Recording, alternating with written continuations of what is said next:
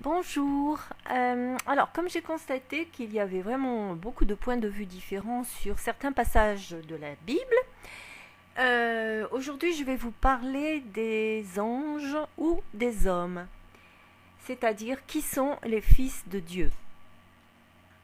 Alors, on appelle fils de Dieu tout être ayant été directement engendré ou créé par l'Esprit de Dieu, sans passer par la fécondation entre une femme et un homme. Donc, dans cette catégorie fils de Dieu, on peut trouver les archanges et les anges, qui sont dits fils de Dieu. La référence biblique est dans Job 1, 6 et dans Job 38, 7. Bon, il y en a d'autres, mais je ne vais pas tout énumérer. Adam, en deuxième catégorie, donc Adam est appelé aussi fils de Dieu dans la généalogie de Luc, chapitre 3, verset 38. Et puis, toute personne née de l'Esprit de Dieu est appelée fils de Dieu. Vous trouverez cela dans Jean 10, 34, Luc 20, 36, Matthieu 5, 9 et Psaume 29, 1. Je pense que Melchisédek en est un parfait exemple, un symbole. Jésus est le seul qui est en même temps fils de Dieu, car engendré par le Saint-Esprit du Père, et fils de l'homme, car son corps a été formé à partir d'une femme. C'est la raison pour laquelle Jésus se nomme lui-même de ces deux appellations. Dans Matthieu 27, 43, Luc 22, 70, Jean 5, 25 et Jean 9, 35, vous trouverez les deux cas. Ceci établi, nous en venons au verset de la Genèse 6, 2, c'est-à-dire le verset qui dit « Les fils de Dieu virent que les filles des hommes étaient belles, et ils en prirent pour épouses parmi toutes celles qu'ils choisirent. »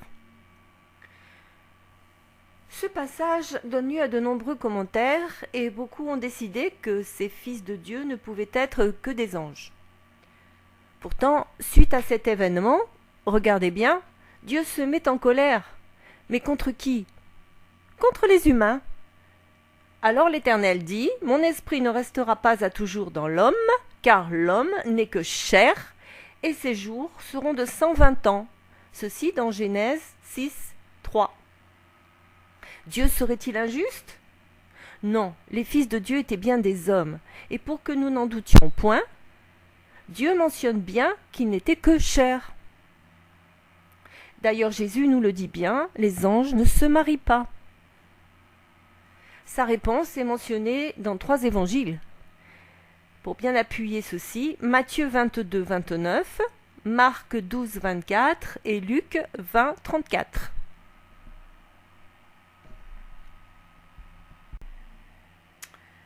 Mais alors, qui étaient donc ces filles des hommes vers lesquelles sont allés les fils de Dieu?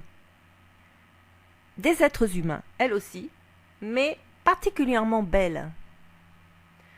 Où donc dans la Bible, nous parle-t-on de belles femmes à cette époque dans la descendance de Caïn? Le nom des femmes de Lémec, donc dans la descendance de Caïn, Ada et Tsila, sont justement mentionnés. Et Ada, comme par hasard, signifie beauté, plaisir, ornement.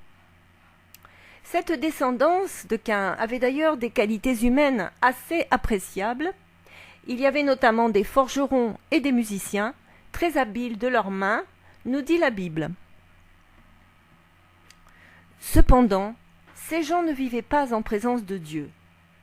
Caïn lui le dit lui-même. Il a dit à Dieu, « Voici, tu m'as chassé aujourd'hui du sol d'Éden, bien sûr, et je serai caché loin de ta face. » Ceci, c'est dans Genèse 4, 14.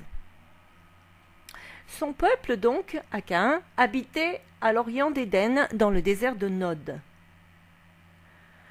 En Éden, après la chute et l'expulsion du jardin, les gens vivaient donc encore en présence du Seigneur.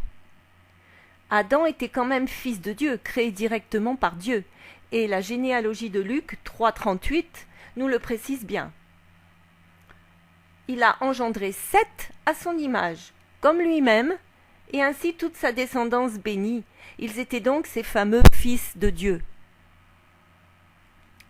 À un moment donné, ils ont convoité les filles de la descendance de Caïn, car elles étaient belles, et ils sont allés les chercher pour les épouser. Voilà pourquoi Dieu s'est mis en colère contre les hommes. S'il s'agissait des anges, l'Éternel les aurait mentionnés dans son courroux. Or, il voit que les fils de Seth, la génération bénie vivant encore en Éden, ont quitté leur demeure pour se rendre dans un endroit maudit et se mélanger avec ceux de Caïn. Il en résulta une postérité pervertie et rebelle, violente, moralement et physiquement, à tel point que Dieu décida de raccourcir la durée de vie et de la limiter à 120 ans. Devant l'ampleur du mal, il fit ensuite survenir une destruction planétaire en préservant seulement la seule personne qu'il aimait, en lui laissant sa famille pour repeupler la planète. Je parle de Noé, bien sûr. Voilà, j'espère que cela aura éclairé peut-être un petit peu certaines questions ou points difficiles à comprendre et que ce point de vue vous plaira. À bientôt.